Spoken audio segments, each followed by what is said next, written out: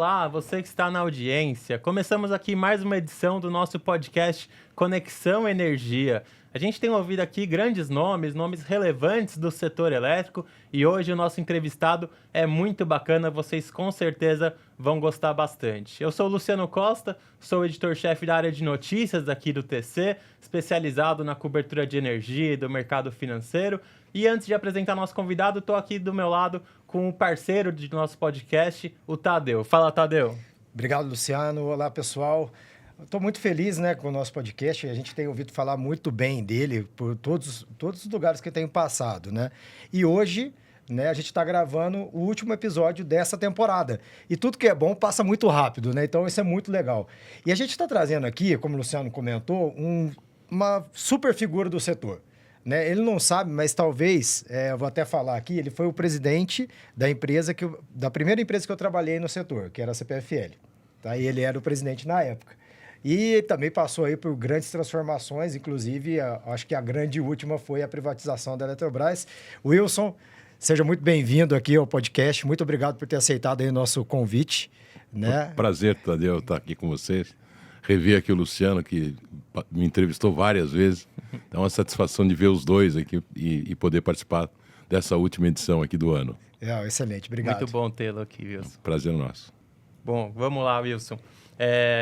Vamos começar falando sobre o seu momento atual aí de carreira, Você hoje está na Matrix Energia e numa posição ali de chairman, de presidente do conselho. Conta um pouco aqui para o nosso público sobre a Matrix e sobre o que vocês estão fazendo por lá, No mercado financeiro, ela é até conhecida aí por ter a Prisma Capital, como investidora, Sim. Bom, talvez só esclarecendo, Eu sou presidente executivo, então eu tenho uma atividade também executiva dentro da Matrix. Tá? A Matrix é uma comercializadora de energia elétrica no Mercado Livre. Ela é conhecida por isso, hoje é a segunda maior, perde só para a CEMIG, em volume de consumidores, especialmente de volume de energia transacionada no Mercado Livre.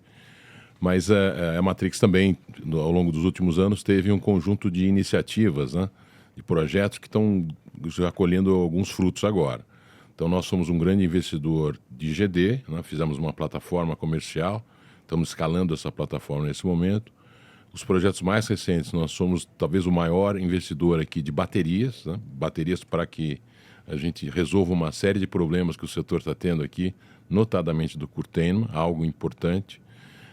E ela também entrou na parte de trading de gás. Então, nós somos o primeiro importador de gás privado aqui da Bolívia e da Argentina. Então, nós hoje já temos também uma operação bastante consolidada de trading de gás. É uma companhia que, como você falou, tem dois sócios, A Prisma Capital tem 50% e a Duferco, que é um trader suíço da área especialmente de aço, mas também de energia e gás. Então, é uma companhia que tem subsidiárias ao longo da Europa inteira. Então, é uma companhia fechada com dois grandes acionistas, a Prisma Capital e a Duferco. Eu também sou hoje conselheiro da Origem de Energia, que é a empresa que comprou os ativos da Petrobras onshore no Alagoas. Eu sou conselheiro dessa companhia. Ela é também quase 100% da própria Prisma, e mais os executivos da companhia. E eu sou conselheiro da Fundação Amazônia Sustentável e sou presidente do conselho da Abracel. Então, tenho uma atividade, embora o meu objetivo, depois do sabático, fosse ter uma agenda um pouco mais tranquila. Eu estou com bastante atividade, mas estou muito feliz, especialmente por estar envolvido, no primeiro momento, com o tema da transição energética, que é algo que eu estudei bastante ao longo do meu sabático, e um tema que eu acho que é relevante aqui para o futuro do setor, e eu estou há 45 anos nele, que é essa abertura do mercado, que era uma bandeira da Abracel. Eu tive a oportunidade de liderar, junto com o Rodrigo Ferreira, esta agenda, para que a gente pudesse demonstrar a efetividade e a importância de você empoderar o consumidor realmente para ele fazer as escolhas que ele vai poder fazer. Então, acho que é um tema muito importante. E eu, como eu falei, eu fui da área de ativos, talvez como o Tadeu, na área de geração, transmissão, distribuição. O tema da comercialização é um tema que me fascinava já há algum tempo, e eu pude aqui na Matrix. A Matrix talvez seja uma das empresas que tem a maior expertise em comercialização e trading de energia elétrica, liderada pelo Rubens Misorelli é um craque, e eu acho que a gente está num momento assim muito importante, muito diferente da companhia. Ela começa a rampar, não só, ela é muito forte já no tema de comercialização, mas ela com o tema do gás, baterias e a plataforma de comercialização de GD, ela tem assim, uma série de avenidas que ela está agora percorrendo. Nós estamos debatendo o momento dela e a forma de crescer nessas iniciativas aqui, nesses projetos, essas avenidas. Está com o pé nos segmentos mais aquecidos ali do setor, praticamente. Eu acho assim, a Matrix é uma companhia que a gente tem colocado, que ela é uma companhia que toda a estratégia dela é baseada no consumidor, no cliente. Quer dizer, é de fato uma companhia que vê o cliente no centro das atividades, e todas as nossas iniciativas são a partir dos clientes. Então, tudo que é por exemplo, nós somos um grande investidor em baterias. As baterias são investimentos da Matrix, mas por demanda de clientes. Hoje já tem praticamente 250 megawatts-hora investido nesta área aqui. É o maior investimento de baterias que tem no Brasil hoje. E é pouco. A gente tem muito que crescer. Só para dar uma referência comparativa, outro dia eu estava num evento, o Chile, que é uma concessão, se a gente fosse olhar com o tamanho da CPFL, né? Que é algo como 7% do Brasil. Né? O Chile tem 6 GB. Nós temos menos de 1 GB no Brasil hoje, se juntar todas as baterias instaladas. Então, e a bateria, assim como, por exemplo, projetos que nós temos de termoelétrica, de energia reversível, são uma parte da estratégia da companhia que vai ser fundamental para o futuro, que é a coisa da disponibilidade e flexibilidade. O Brasil vai precisar muito disso, dado os movimentos de intermitência das fontes renováveis que nós instalamos. Do outro lado, tem essa questão do consumidor. Né? Você fala, o mercado brasileiro que vai se abrir agora a partir da emissão da Lei 1304, né? do projeto da MP 304, que se converteu na Lei 15269, ele é um projeto que faz uma abertura de mercado. O Brasil tem 92 milhões de consumidores.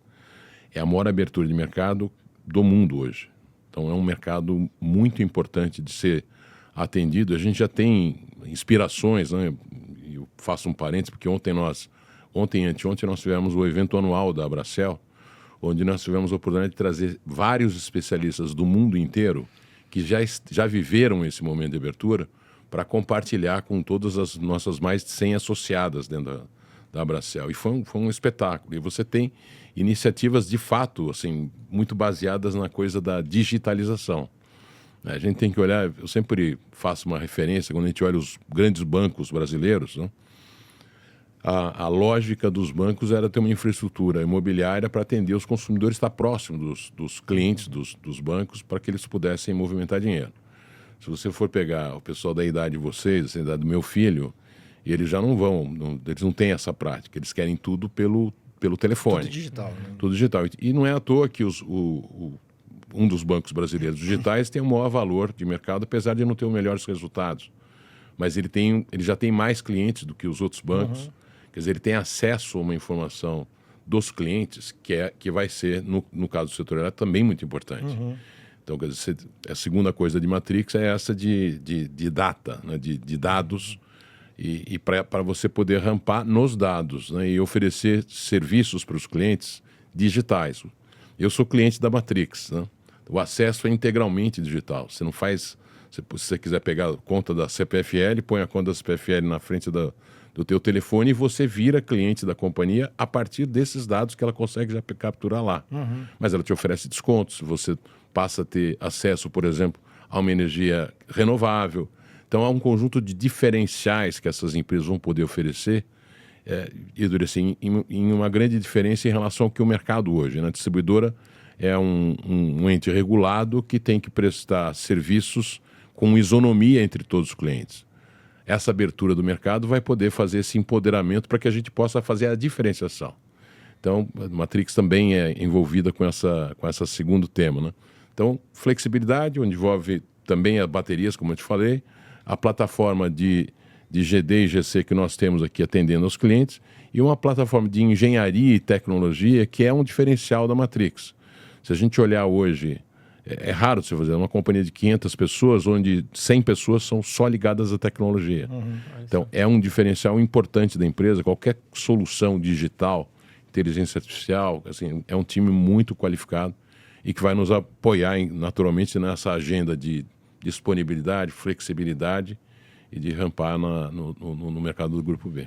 E falando assim, nessa parte né, tecnologia, o uso de inteligência artificial, a Matrix ela vem se tornando, de fato, uma empresa muito relevante no setor, né? E ela é reconhecida por isso, por estar sempre buscando essa inovação. E a gente viu, né, anúncios da parceria da Matrix com a Prefeitura de São Paulo para a eletrificação dos ônibus. A gente também viu agora, há pouco tempo, um anúncio da venda de alguns ativos, né, de GD para outro grupo, e também a entrada em operação de uma usina centralizada lá em Minas, né? Sim. E aí, Wilson, quais são as estratégias que a empresa está seguindo? Ela vai continuar crescendo em ativos? Ela prefere fazer a gestão dessa comercialização de energia? O que a empresa vê agora para o futuro, né? Eu estou falando no curto, médio e longo prazo. Nós estamos num debate nesse momento aqui, final de ano, chamamos uma empresa para nos apoiar no planejamento estratégico e estamos tendo esse debate com os nossos acionistas, né? Então, não tem uma definição total, mas posso te colocar, por exemplo, o caso específico da Prefeitura de São Paulo. Hoje você tem... Eu acabei de voltar da COP, que a agenda de descarbonização é a agenda que nós vamos ter que perseguir aqui no Brasil, qualquer que seja o negócio. O setor elétrico, com certeza, vai ter que andar nessa direção também. E o fato é o seguinte, você... que inclusive é da área, sabe que, por exemplo, para você fazer uma instalação, a Prefeitura de São Paulo fez aqui no mandato do Ricardo Nunes, o prefeito Ricardo Nunes, ele estabeleceu um compromisso de trocar metade da frota de ônibus diesel, como parte das metas voluntárias de descarbonização da Prefeitura. Uma iniciativa espetacular, assim, até porque pela escala dessa iniciativa ela passa a ser uma referência para ser observada por todas as demais prefeituras brasileiras. E quase uma das maiores do mundo também, né? Certamente. Você fala assim, em São Paulo você tem praticamente 15 mil ônibus hoje em circulação diesel, ele vai trocar 6 mil.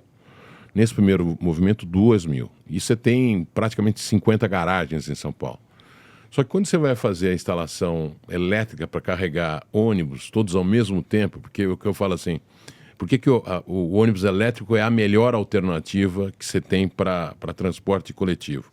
Porque ele é um autorama, né? Quer dizer, ele faz o mesmo percurso o dia inteiro e chega um momento ele vai ter que ser carregado e você pode planejar para ele carregar em algum momento adequado, possivelmente, certamente, de noite ou de madrugada, quando você tem menos movimento, menos demanda pelo ônibus. Então, só que quando você vai fazer uma instalação para atender todos esses ônibus em 50 garagens, você não tem instalação elétrica, acaba sendo muito caro.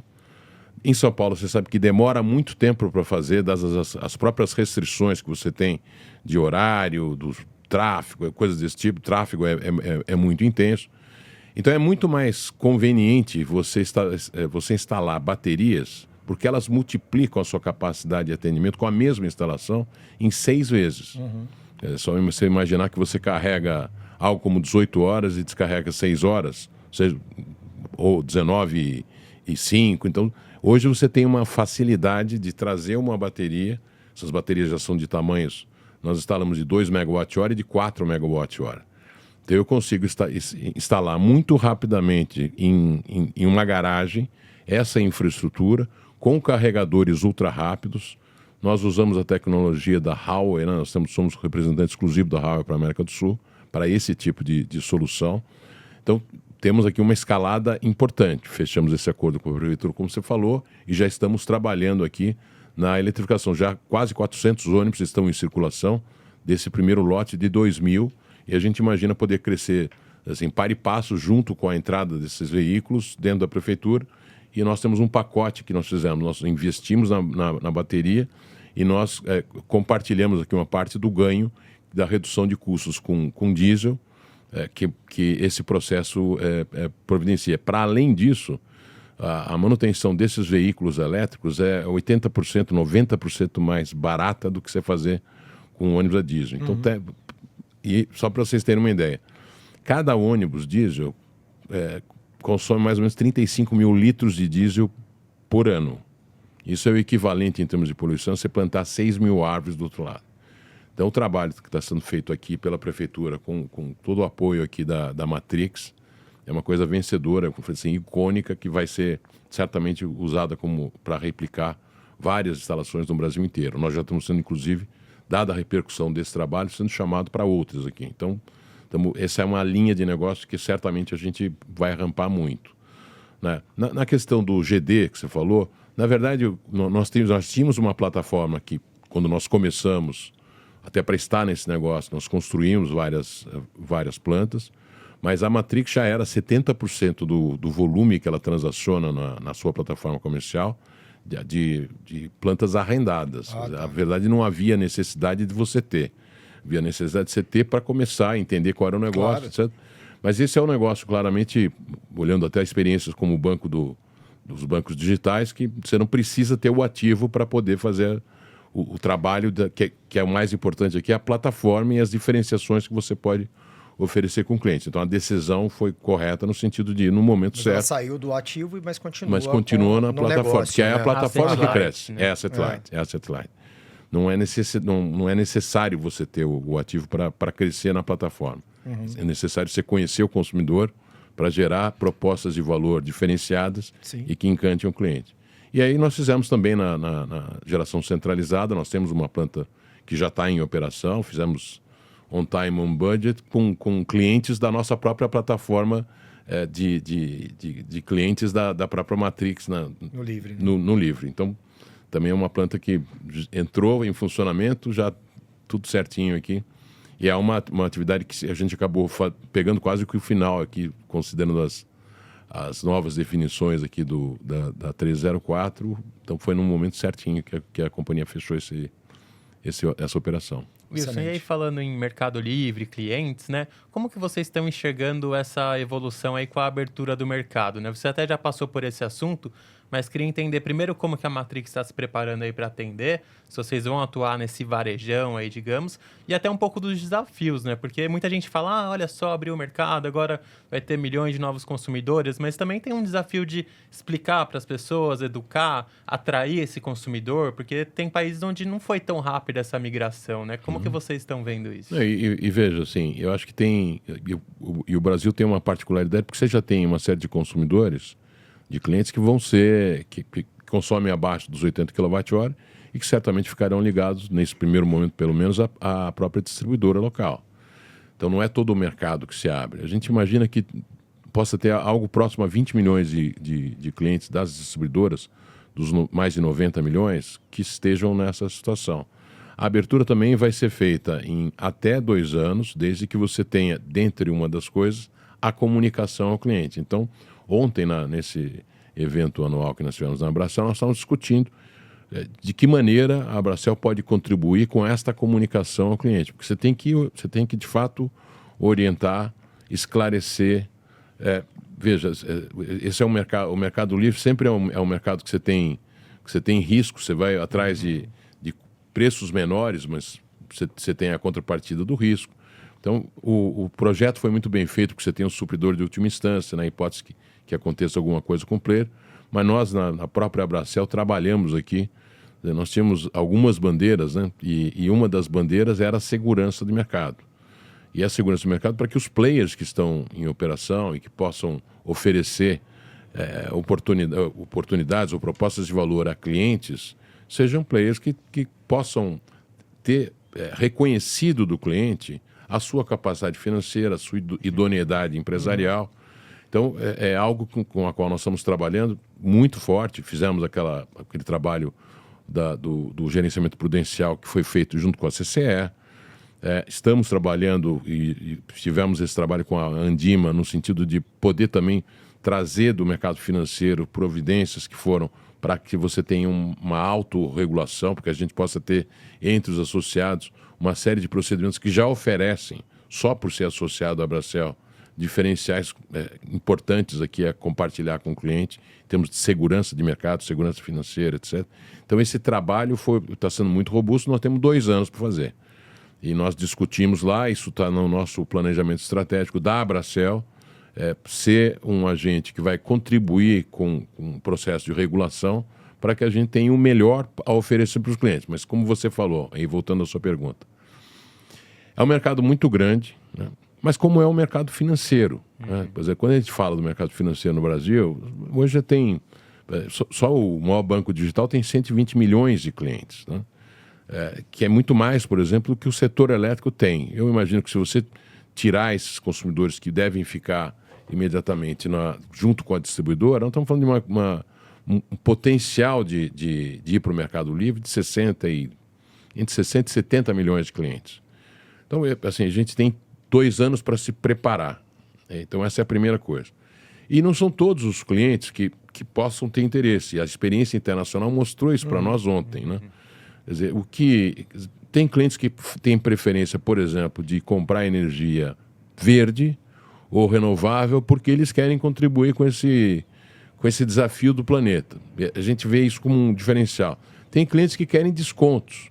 Tem clientes que querem ter, do outro lado, que o cliente do Grupo B vai poder entrar no mercado com tarifa horária. Então, tem cliente que quer ser gerenciado, né? A gente tem isso, por exemplo, nos Estados Unidos, né? Onde você controla, por exemplo, a hora que liga sua máquina de lavar, a sua secadora de roupa. Então, controla o seu ar-condicionado, pode programar o momento de você carregar o seu veículo elétrico.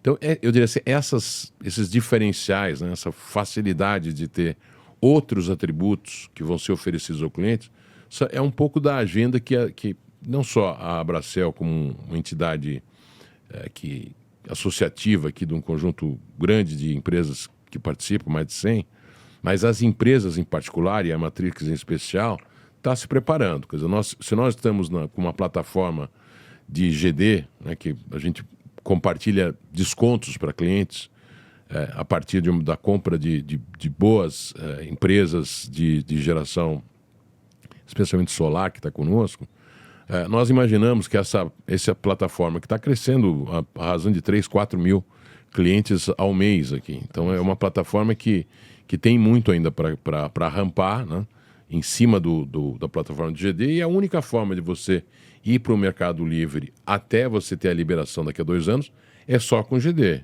Então, a gente imagina que essa própria plataforma que está sendo robustecida aqui com instrumentos de inteligência artificial, ela é muito assertiva no que diz respeito ao gerenciamento da conta dos clientes. Ela tem sido muito útil até na educação desse conjunto de clientes, né?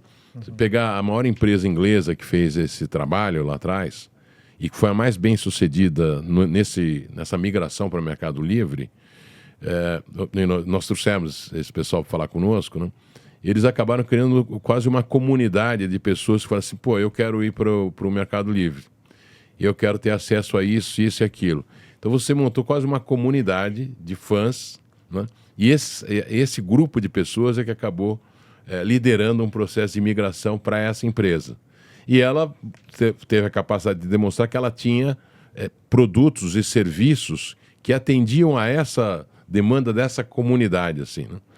Então, isso acabou formatando um brand dessa empresa muito bacana mesmo, assim, pelos atributos que ela começou a ser percebida como a única empresa capaz de fornecer uma série de serviços que no momento que você gerou a liberdade de mercado, que você não tinha acesso, e eles passaram a oferecer.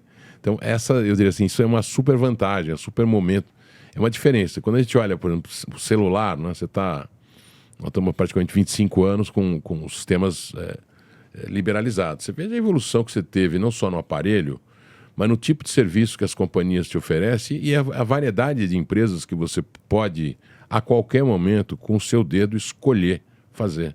Então, a gente imagina que o setor de energia vai ser a mesma coisa. Nós, obviamente, estamos atrasados, mas, assim, eu acho que a gente tem muita coisa a oferecer. Eu lembro, só para dar um exemplo, na CPFL, quando eu entrei, nós tínhamos montado um sistema comercial novo, e aí começamos a ver essa coisa de falar assim, vamos oferecer algumas coisas para o nosso cliente, e fizemos uma oferta de seguro, não é? E foi muito interessante, porque quando você faz isso via a conta de luz, né, oferecendo algum tipo de serviço, como qualquer coisa que você faz uma oferta meio gratuita para adesão, a reação costuma ser de 2%, 3%. Assim. Nós chegamos a ter 12% de pessoas que se interessavam porque ele estava sendo oferecido pelo brand CPFL. Então tinha uma, eu diria assim, é muito importante essa coisa da marca, da confiança na marca, na experiência com a marca, que é um pouco da jornada que a gente está fazendo aqui para a Matrix. Você sabe, Wilson, fazendo um paralelo aqui com a abertura via mercado GD, a grande questão, o grande desafio foi a comunicação para que o consumidor final ele entendesse qual era o caminho. O receio dele é ficar sem a energia no final do dia, né? Porque ele pensa assim, poxa, hoje eu sou atendido pela CPFL, pela Enel, pela CEMIG, mas e amanhã? E se cair o poste aqui na frente da minha casa? Essa é uma questão que sempre é colocada pelo cliente. Então, fazendo um paralelo, eu acho que o grande desafio mesmo, obviamente vai ter um desafio tecnológico, isso não menosprezando esse tipo de desafio, obviamente, mas teremos o desafio da comunicação e demonstrar que ele terá sim a garantia da energia no final do dia, deve ser o que a gente vai ter que enfrentar aqui nesses próximos 2 anos. Eu acho que, veja, existe um desafio de esclarecimento mesmo, né?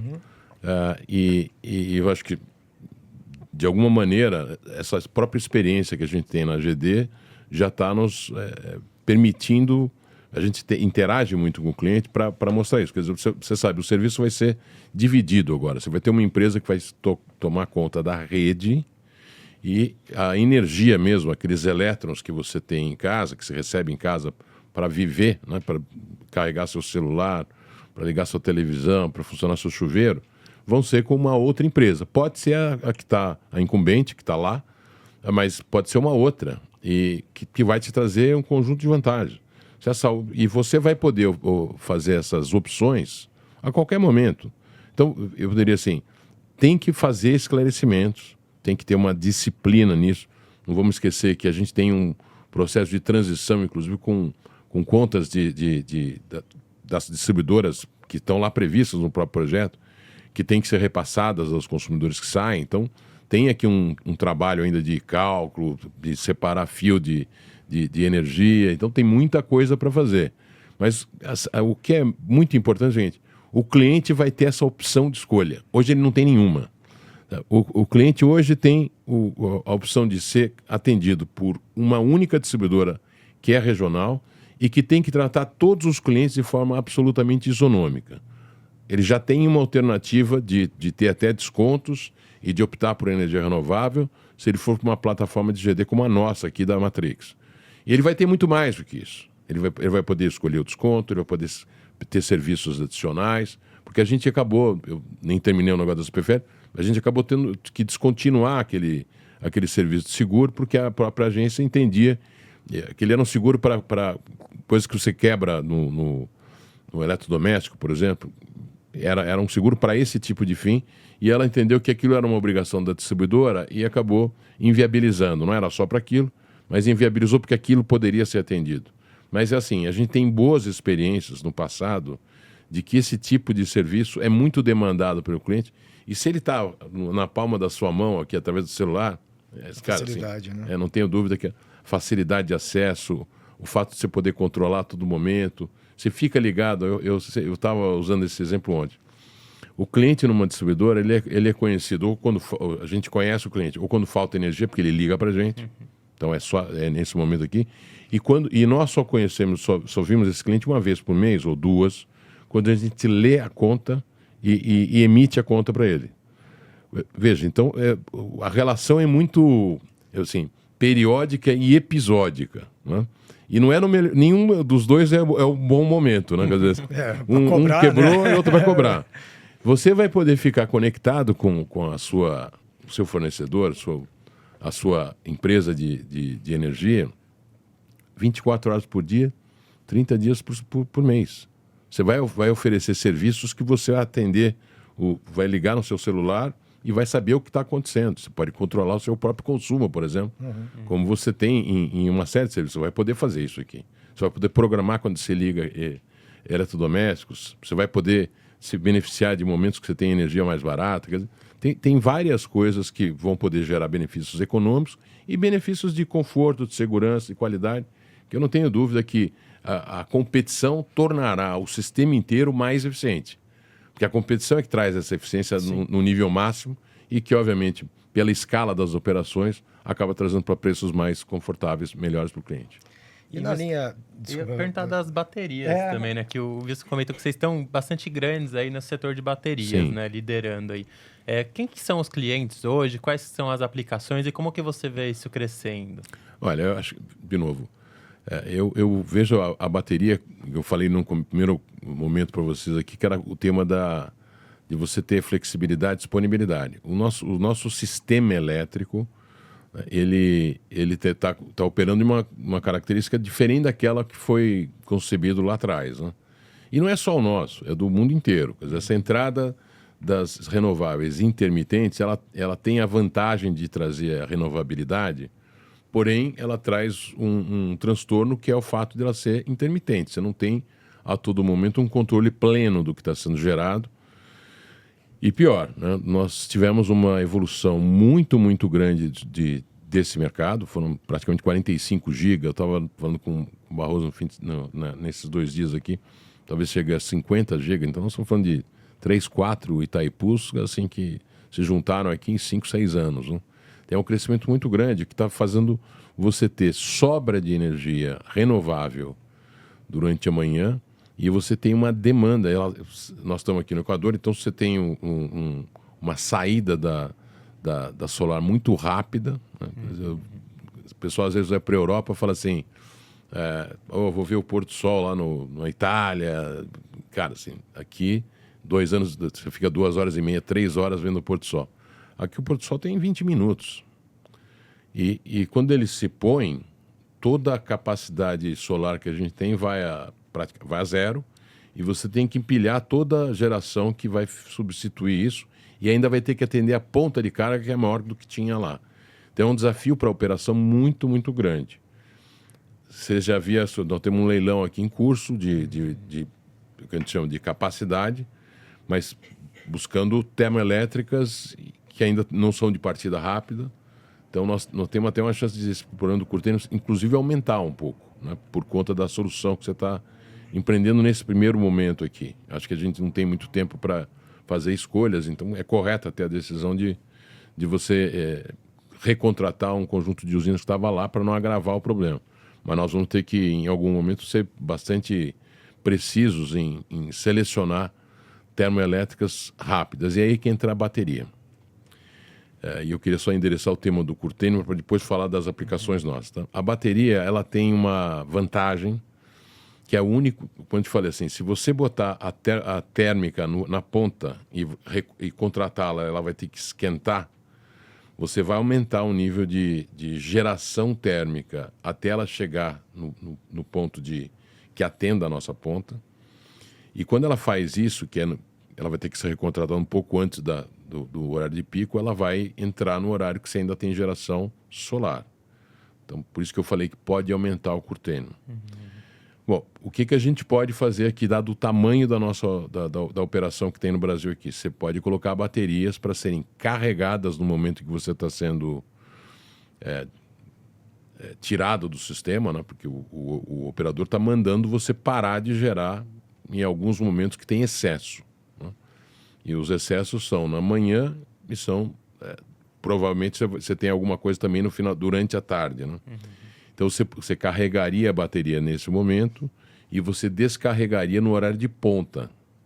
Então, e ela descarrega imediatamente, é milissegundo. Então, ela é um agente importante para você poder contribuir com esse empilhamento de geração para a ponta de carga do sistema. Então, ela é um equipamento, para além dos benefícios de serviços ancilares que ela possa fazer, controlar a tensão, controlar a frequência, você fazer eventualmente um microgrid, quer dizer, você tem uma série de aplicações. E aí, entrando finalmente eu quis colocar tudo isso para dizer o seguinte, vai crescer muito a aplicação de baterias no Brasil, como cresceu na Europa, como cresceu na China, como cresceu nos Estados Unidos, e não é porque é um equipamento espetacular só, é porque você entrou com muita geração intermitente e a saída para você não desperdiçar energia gerada é você usar a bateria nos momentos de excesso de geração e utilizar ele no momento em que você tem déficit de geração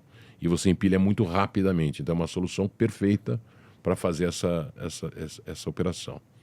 E aí, olhando um pouco do que os clientes já estão fazendo conosco, né? Nós instalamos essas baterias em cerca de 50 clientes aqui no Brasil, espalhados no Brasil inteiro, em vários setores, exatamente para desenvolver o mercado, entender as questões do mercado. São basicamente 2 aplicações que são feitas hoje. A primeira é exatamente você trocar uma geração de backup, que você usa um gerador, normalmente a diesel, etc., por uma geração que é barulhento, que você tem um risco de poluente, que você tem que armazenar no seu espaço. Então, ele tem um conjunto de inconvenientes, mas era a única opção que você tinha. Hoje você pode ter, então, para hospitais, hotéis, esse equipamento é muito mais adequado, até pelo não ter barulho, né, por ser muito rápido, por ser imediato. Então, quer dizer, a gente tem aplicações comerciais, nós temos aplicações em empresas maiores para fazer uma segunda aplicação, que é o tema do peak shaving. Então, o que acontece é que você carrega a bateria fora da ponta, né, e você descarrega ela na ponta. Então, você tira uma parcela importante da ponta que é muito cara. Então, aqui no Brasil, ela chega, depende da condição, chega às vezes até 6 vezes mais. Então, o peak shaving é uma segunda aplicação que tem sido utilizada pelos clientes, né? Mas é evidente, assim, é muito importante para esse conjunto de clientes não parar. Então, tem aplicações industriais que você não pode parar o negócio. Tem aplicações que você tem variações importantes ao longo do dia de tensão. Esse equipamento estabiliza a tensão. Tem aplicações que são mais específicas que você gera harmônico. Ele administra isso. Então, ele é um equipamento que tem funções ancilares que, dependendo do negócio, elas são até mais importantes do que você ter ou um backup ou um ganho financeiro. Aqui você está gerenciando perda ou qualidade de produto em função de ter um equipamento que é capaz de prover soluções ancilares que você não tem na concessionária.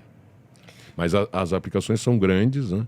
E estão sendo, assim, um dos cases foi exatamente o dos ônibus, que a gente está escalando. E tem aplicações de engenharia muito mais complexas, mas, como eu falei, é um dos diferenciais que a Matrix tem, é o time de engenharia também. Excelente. Falar um pouquinho da carreira sua agora. Vamos. Acho que ela é bem marcante aqui para todos nós, Não né? precisa de tempo, hein? Ué, é assim, né? Tem mais de carreira do que o Luciano tem de idade. Não vai É verdade mesmo. É possível. É possível. Não, eu também. Mas, assim, eu acho que todo mundo lembra, quando a gente fala de Wilson, vem na cabeça a Eletrobras. Sim. Né? Isso é óbvio. Eu acho que, né, não desmerecendo tudo que você fez na sua carreira em outras empresas, mas eu acho que foi muito, assim, marcante, né? E aí, você entrou lá em 2 momentos, né? E não continuou depois da empresa privatizada. Mas você participou de um momento muito importante lá, que por muitas vezes é um pouco esquecido, que foi a privatização das distribuidoras. Sim, é verdade. Né? E eu acho que assim, foi um momento tão desafiador quanto a privatização até da própria Road, né? Se não mais. E até o Luciano mesmo deve ter acompanhado isso como repórter, não, Luciano? Sim, tinha até os protestos ali, confusão com o sindicato, não foi fácil, né? Exato. Então, assim, o que você enxerga, assim, que as lições aprendidas desse processo foram utilizadas na privatização da holding? O que você traz para a gente aqui para falar um pouco desse episódio que também é muito importante para a Eletrobras como um todo? É importante talvez lembrar, né, que a privatização da Eletrobras ela se moldou em 3 momentos. Né? No primeiro momento foi quando, ainda no governo Temer, nós tivemos sucesso em escalar o tema das distribuidoras, e aí o próprio presidente tinha interesse em preservar um trabalho bem feito e, de fato, viu naquele momento uma oportunidade de valorização da companhia, e o projeto foi feito dentro de uma técnica que não era utilizada no Brasil, que era a técnica assim, eu não ponho dinheiro, eu não estou vendendo um pedaço da companhia, mas eu trago dinheiro para uma coisa que é necessária para gerar um benefício para os consumidores, que era você transformar as cotas em mercado livre. Lembrar que as cotas, elas repassavam para o consumidor o risco hidrológico. O risco, eu sempre costumo falar assim, olha, a Eletrobras chegou a ter 35 bilhões de prejuízo, e foi esse o meu argumento lá na época. E esse prejuízo é compartilhado pelo governo e pelos investidores. Mas os consumidores pagaram, num determinado ano, 105 bilhões de custo transferido do risco hidrológico. E você não tinha como mitigar o risco hidrológico, que só aumentou ao longo do tempo. Então, nós colocamos esse tema, na época, o Fernando Coelho e eu, para o presidente, e tivemos autorização para fazer o projeto, que tinha como natureza você você encerrar o contrato de concessão por cotas e, portanto, eliminar lembrar que a Eletrobras sozinha era 70% das cotas. Sim. Então, você criaria uma redução de tarifa para os consumidores ou de ônus em função das bandeiras tarifárias. Isso poderia gerar um novo contrato de concessão, que geraria também um bônus de outorga para o governo. Que também, você lembra, aquela época foi uma época que você estava reestruturando o próprio governo federal, porque nós tivemos uma série de problemas. O problema é que se mantém de alguma maneira, que é o déficit fiscal, etc. Então, era uma chance de você também trazer recursos pela valorização da companhia. Então, a outorga geraria um benefício financeiro, econômico para o governo, e aí a potencial venda de ações na frente, com a valorização da empresa, uma segunda fonte. Então, esse era o ponto. Foi o primeiro projeto. No final do governo Temer, era muito curto, foi em 2017, e a gente acabou tendo dificuldade e não dava para fazer concomitantemente no mesmo governo a privatização da Eletrobras e das distribuidoras. Nós não teríamos tido a privatização da Eletrobras se nós não tivéssemos feito a privatização das distribuidoras. E na época que eu tive a opção de escolher qual o caminho, eu falei assim, olha, o melhor que a gente tem que fazer pela empresa é privatizar as distribuidoras. O desafio foi grande, você não falava em privatização de ativos de governo desde o final do governo Fernando Henrique. Tinha virado um tabu, de certa forma. Exato. E essas também, essas foram federalizadas para serem privatizadas em 2 anos, até 2002. Nós estávamos falando em 2016, 2017, e elas não tinham sido privatizadas ainda. E era um ralo de dinheiro. E era a maior fonte de prejuízo da Eletrobras, eram as distribuidoras. Algo na casa de... O primeiro ano que eu estava, elas geraram 10 bilhões de prejuízo, nós fizemos uma reestruturação, no segundo gerou 6. E aí elas foram privatizadas. Então, e veja, se fosse qualquer uma delas, tem uma melhora expressiva de investimentos que foram feitos, 3 a 4 vezes mais do que se fazia na Eletrobras. Todos os indicadores de duração e frequência de interrupções foram melhorados, perdas. Então, assim, o DNA da Eletrobras é um DNA de ativos de geração e transmissão, não era de distribuição. E até porque ela foi só usada como um veículo para privatizar. Então, eu diria assim, foi uma escolha bem feita, foi feita assim, na mesa com o presidente, com o ministro de Estado, e nós conseguimos ter êxito, vendemos todas as distribuidoras. Eu, logo que tinha chegado, nós vendemos a Celg, né, foi a primeira, e depois vendemos as 6 distribuidoras que nós tínhamos lá e saímos desse negócio. Saímos desse negócio e demos foco na Eletrobras em geração e transmissão. Qual era o foco naquele momento aqui? Vocês devem lembrar. A empresa era uma empresa muito, muito grande que tinha 178 SPS.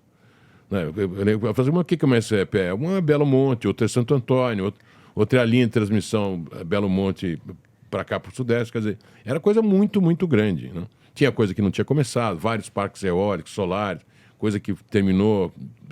Final, assim, o que eu acho que é mais importante, nós tínhamos 78 obras grandes para terminar. 78 horas, dentre elas 2. A linha de transmissão Manaus-Boa Vista e Angra foram as únicas 2 que nós não terminamos. Todas as outras 76, incluindo Belo Monte, Santo Antônio, Giral, Teles Pires, todas as obras que a companhia tinha foram concluídas, enquanto ela era estatal. A obra Tinha desafios aqui, tanto a obra de Angra quanto a obra de Manaus-Boa Vista, mas Manaus-Boa Vista, antes de eu sair na primeira vez, nós já tínhamos conseguido aqui avançar no tema da licença, que foi concluído ao longo do governo seguinte, e eu, quando voltei como presidente, na segunda vez, a ordem de serviço fui eu que assinei. E para entregar como foi entregue agora. Então, era um projeto que...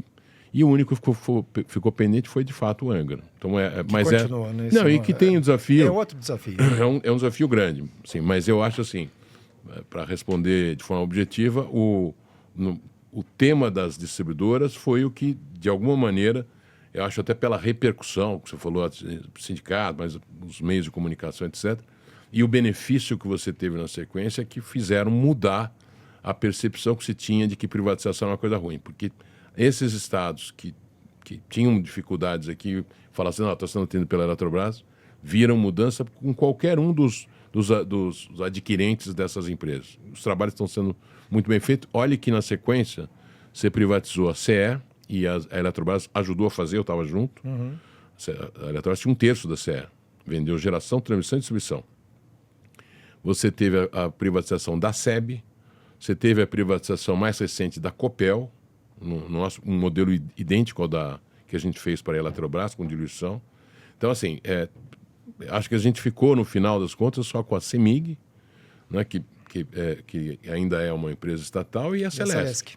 Basicamente, todo o restante, em geração, transmissão e distribuição, é privado, e a gente tem um setor que é muito mais dinâmico, né, que está crescendo. É só olhar os leilões que a gente tem, todos eles com sucesso. E a própria Eletrobras. A Eletrobras investia no meu tempo, até por prudência, né? Porque tinha que ser prudente mesmo. Eu peguei a companhia, ela tinha quase 9 vezes o net debt, a dívida líquida sobre EBITDA. Quando eu saímos com 1,5. Então, assim, na primeira vez. Então, era uma empresa que passou a ser uma grande investidora. Eu investia 3 bilhões e meio no meu tempo, na primeira vez. E hoje, estava vendo os números, continuo acionista da companhia. Ela está investindo 10 bilhões de reais, que era o plano que a gente tinha desenhado quando eu fui para a segunda vez. Então, assim, eu estou muito satisfeito. Acho que a gente deu uma contribuição importante. Era um tabu que tinha que ser desfeito. Acho que ele contribuiu tanto para as outras estaduais que eu falei, como para a própria Eletrobras na sequência. E é uma coisa que foi bem feita. Eu acho que os resultados estão aí para falar por si só, né? De cada uma delas. Excelente. E Wilson, você, até uma vez quando você foi ali para a Eletrobras, eu fiz um perfil seu ali, uma matéria, e eu conversei com o pessoal que trabalhou com você, o Dorel, e eles comentaram, pô, o Wilson começou como estagiário meu lá na CESP. Conta um pouco pra gente dessa trajetória, Wilson, de começar de estagiário, virar CEO. O que você pode destacar aí de momentos marcantes aí dessa sua trajetória no setor? E é interessante, assim, que eu fui estagiário, eu sou engenheiro eletricista, eletrônico e depois elétrico, né? Mas eu entrei na CESP como estagiário da área de telecomunicações, para usar o sistema de micro-ondas. Depois eu fui para distribuição e entrei numa área que era muito nova, que era seria a divisão de aplicações de energia, ou de conservação de energia, um pouco na sequência disso. Lembrar que no final de 79, eu entrei na companhia em 80, né? Você teve o choque de petróleo, o segundo choque de petróleo, e você teve um trabalho grande de substituição de fontes que consumiam derivados de petróleo no Brasil por eletricidade, a época que a gente chama de eletrotermia. E eu entrei para fazer esse trabalho, logo no começo dele. Então, isso acabou me forçando a ter uma atividade comercial. Posso dar?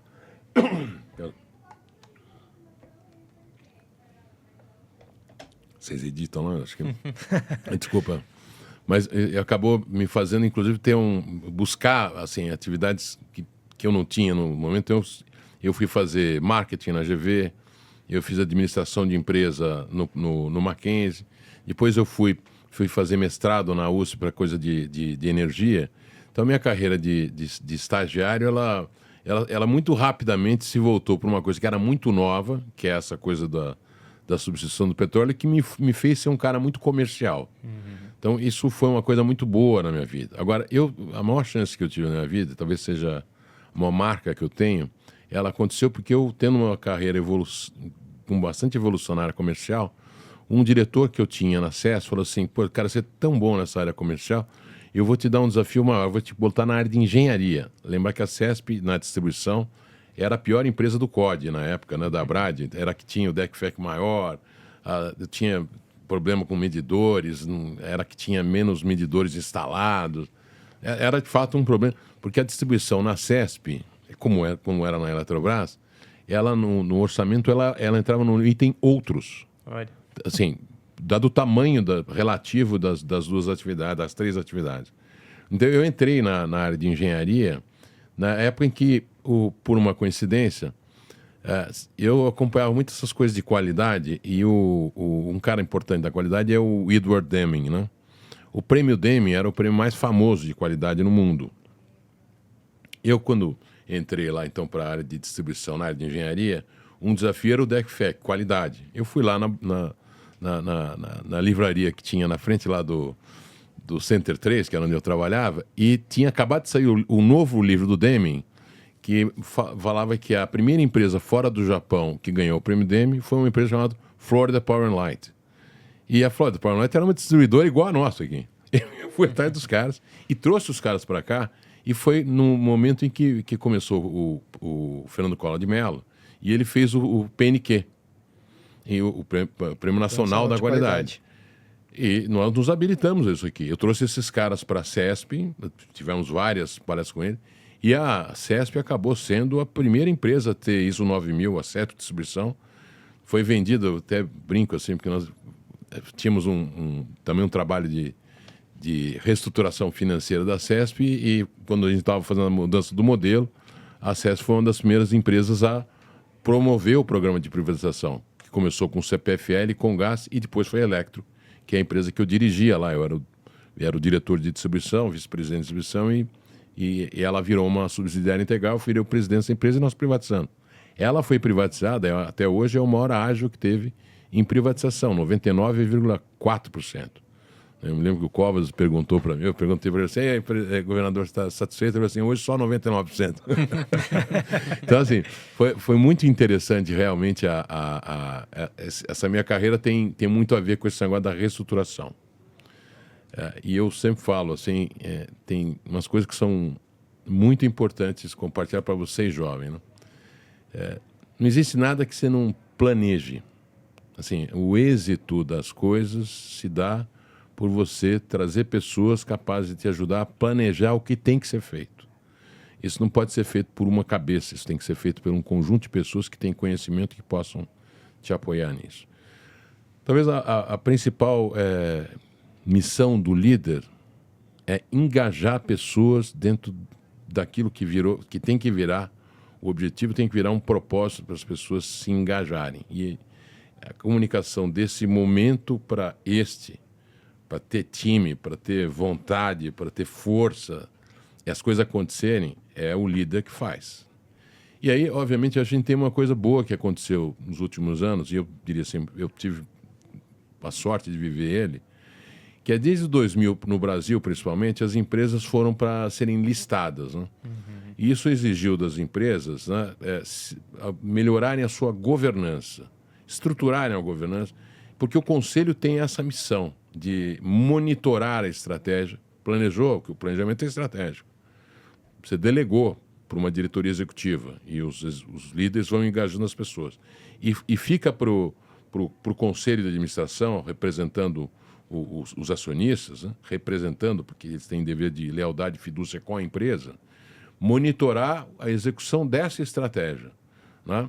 E acho que a gente teve aperfeiçoamentos ao longo do tempo para que, olha, não seja uma coisa exclusivamente financeira, para que ela se considere as partes, então essa coisa do ESG com o social, com o ambiental. Então eu entendo assim que realmente foi um privilégio viver esse momento aqui de começar com o Deming lá, e a gente foi uma empresa, só para voltar para cá, a CPFL, juntando todas as nossas empresas, nós ganhamos 5 vezes o PNQ. Foi a empresa que mais ganhou o PNQ no Brasil. E eu fui presidente da Fundação Nacional da Qualidade, acho que por 8 anos, assim. Então foi uma coisa muito boa para a minha carreira e para o que eu acabei fazendo nas empresas, liderando as empresas. Mas, de novo, eu falo sempre, o presidente não faz nada. O presidente lidera um conjunto de pessoas que está morto de vontade, louco de vontade, de fazer as coisas acontecerem. Foi isso. Cortou, você tem que cortar o morto aqui.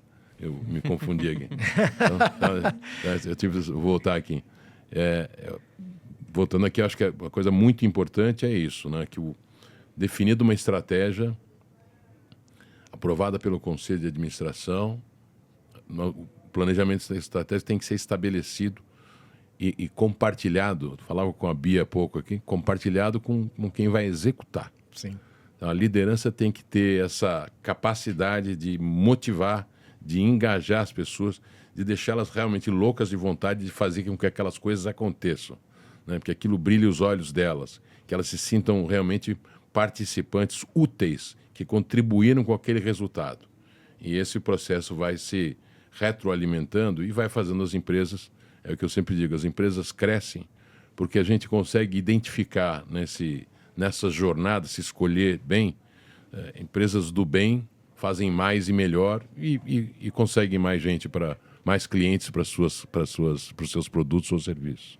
Muito legal, uma aula de gestão aí também, né? A gente fica aqui, eu fico olhando, né? Fico pensando assim, poxa, de fato, essa discussão, né, de você engajar o time, de provocar, né, positivamente para que, né, o objetivo ele seja mesmo um objetivo de todos, né, ser inconformado, né? Eu levo comigo essa visão do inconformismo. Quando você é inconformado, você sempre vai buscar algo melhor.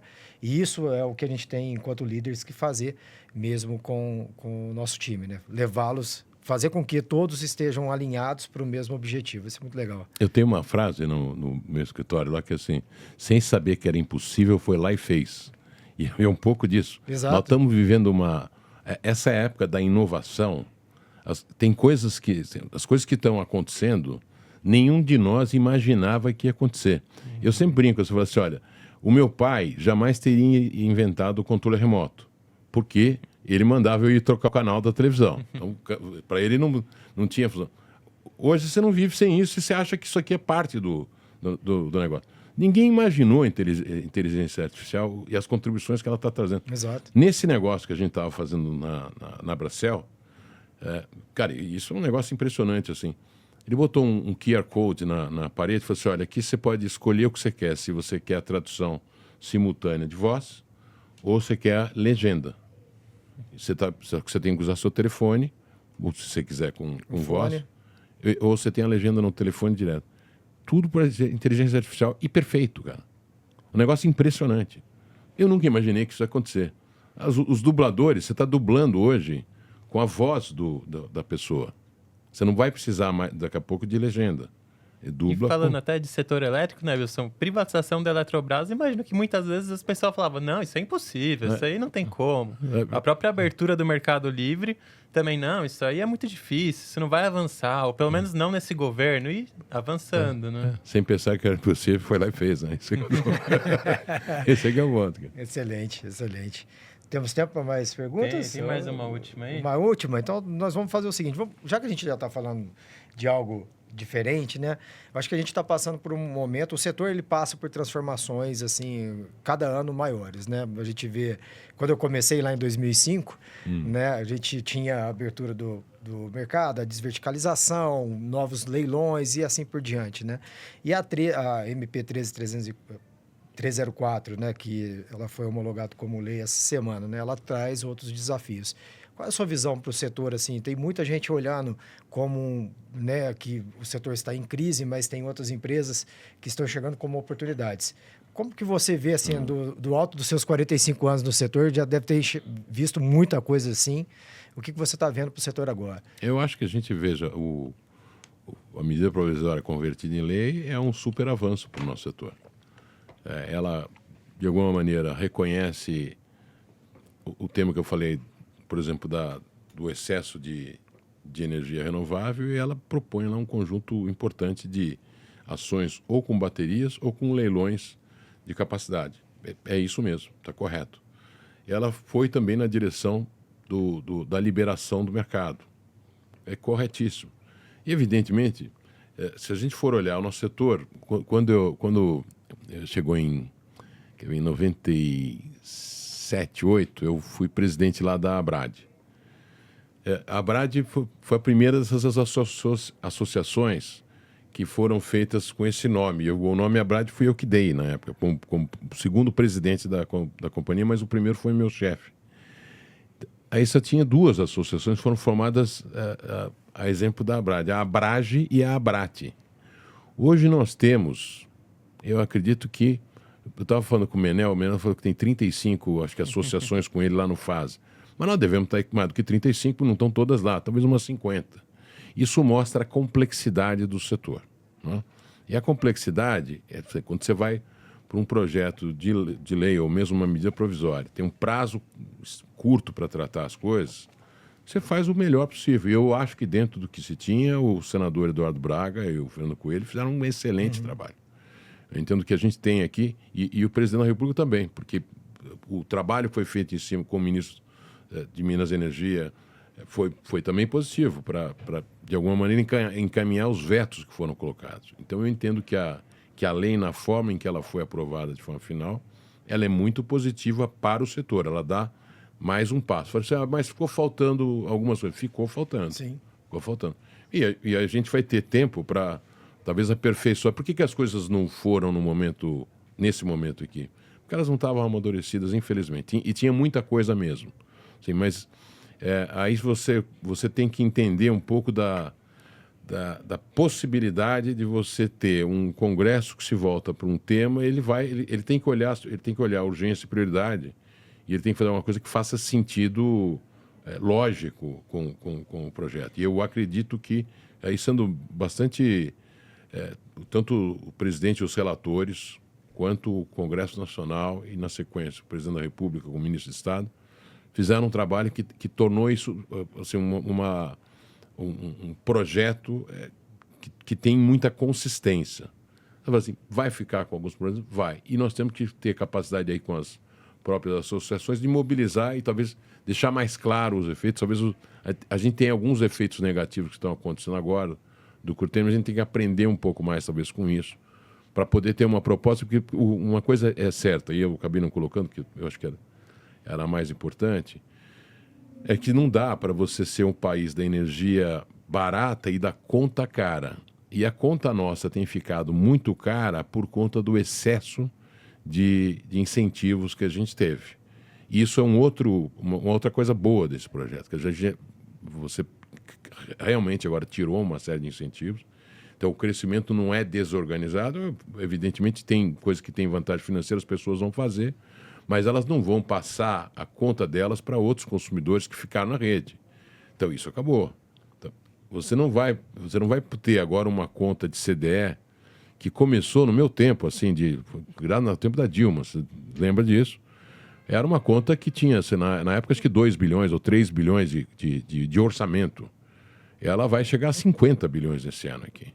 E isso é pago pelos consumidores. Então, eu acho que ela põe também uma disciplina com relação a despesas, ou encargos, ou incentivos, porque no Brasil é fácil criar incentivo, o difícil é tirar. Uhum. Então, eu acho que aqui, de novo, foi uma ação importante, tanto do senador Eduardo Braga, quanto do deputado Fernando Coelho, porque isso, desde o começo, era uma cláusula pétrea. Falou assim, nós não podemos... Nós estamos comprometendo uma série de vantagens comparativas do Brasil se a gente deixar essa conta andar do jeito que estava andando. E eu acho que teve também esse stop loss aqui. Isso é bom para o consumidor. E a gente espera que a gente possa trabalhar um pouco mais aqui para avaliar esses efeitos. Por exemplo, o tema do curtailment, que tem muita gente que reclama e com razão. Né? Mas o tema do curtailment também tem alternativas que acho que as associações podem se reunir, gerar projetos. Eu imagino que isso precisa ser amadurecido para ser levado ao Congresso. Acho que não estava maduro o suficiente.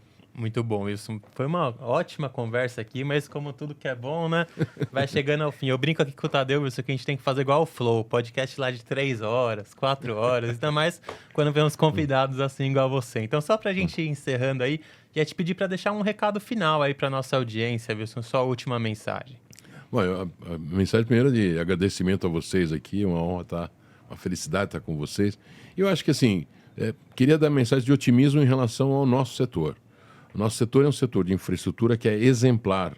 Né? Eu acho que, olhando as infraestruturas, e eu fui presidente da ABDIB também, a Associação Brasileira de Infraestrutura, o setor elétrico é aquele que detém os principais instrumentos para viabilizar a atração de capital e não é sem motivo que todos os leilões foram bem sucedidos, a gente está longe de ter qualquer tipo de problema de racionamento como tivemos no passado.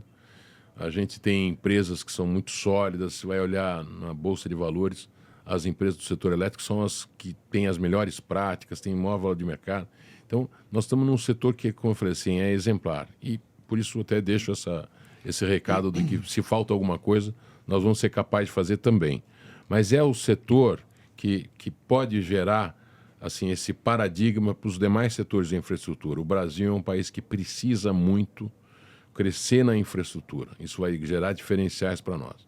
Eu espero que até com essa liberação do mercado, com essa modernização aqui do nosso setor de energia, isso inspire os demais setores e, com base nas nossas práticas, a gente possa crescer de forma sustentável, como tem sido o nosso objetivo permanente, embora não tão bem sucedido. Mas o setor de energia é um setor que pode inspirar os demais para a gente fazer uma coisa bem legal para o Brasil. Excelente. Wilson, muito obrigado pela sua participação aqui. Sabe que, para mim, assim, é uma honra pessoal, porque eu tenho você como uma referência profissional. Obrigado. Né? A gente já teve a oportunidade de conversar bastante, e isso é muito legal. A gente está encerrando aqui, né, a primeira temporada do podcast, que nasceu de uma ideia assim de, poxa, vamos trazer algo diferente, vamos colocar o setor de uma forma muito mais palatável para as pessoas que acompanham, né? Porque realmente assim, é um bicho de 7 cabeças, essa abertura de mercado, como que vai ser? E a gente está trazendo aqui para essa mesa discussões sempre em alto nível, que esclarecem para aquelas pessoas que não têm, né, tanto conhecimento do setor, mas que se interessam por aquilo, porque a gente precisa de energia. Energia Claro. faz parte do nosso dia a dia, né? Queria agradecer também, né, o TC pela parceria. Luciano, assim, eu acho que foi muito legal ter feito essa primeira temporada. Acho que a gente já pode anunciar, né? A gente vai ter a segunda, né? Então, isso é muito bom. Queria agradecer também os nossos parceiros, né, patrocinadores, que acreditaram aqui no nosso programa. Então, muito obrigado também aí por, né, estiveram conosco, né, durante esses meses.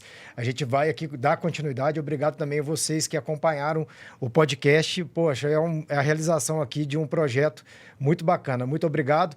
Empresas que queiram continuar conosco aqui, né, como patrocinadoras, por favor, entre em contato, que a gente vai ter o maior prazer em ter a marca de vocês aqui exposta no nosso podcast. E para vocês que estão aí na audiência, não pode esquecer também de deixar o like, seguir o nosso canal Ligar aí. o sininho, né? Fazer pra tudo isso. acompanhar E os seguir a gente próximos nas redes episódios. sociais, né? A gente vem compartilhando muita coisa no LinkedIn, né? Principalmente. Então, siga a gente lá também, que a gente tem compartilhado muita coisa bacana ali do setor nas nossas redes sociais. Isso aí, ainda vai ter muita gente boa passando aqui pelo Conexão Energia. Então, fiquem conectados aí, fiquem ligados e até a próxima. Até a próxima, pessoal. Um abraço.